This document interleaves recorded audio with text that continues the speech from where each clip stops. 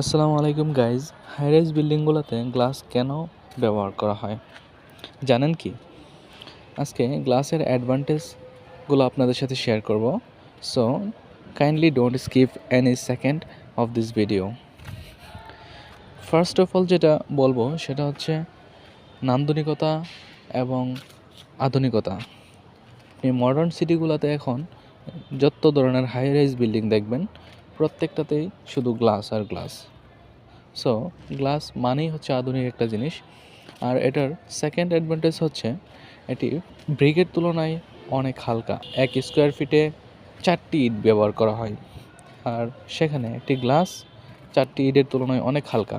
So বিল্ডিংয়ে load কম পড়ে। Third যে অ্যাডভান্টেজ সেটা হচ্ছে বিল্ডিংয়ের ভিতরে আলো ঢুকতে সহায়তা করে খুব সহজেই, যেটা বিল্ডিংয়ের অন্ধকারাচ্ছন্ন যেই রুমগুলা প্রত্যেকটা রুম আলোকিত করে।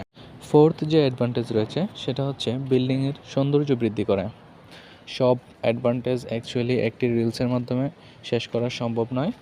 সো ভিডিওটি ভালো লাগলে অবশ্যই কমেন্টে জানাবেন, আর পেজটি ফলো দিয়ে সাথেই থাকুন। ইউটিউব থেকে দেখে থাকলে সাবস্ক্রাইব করতে ভুলবেন না।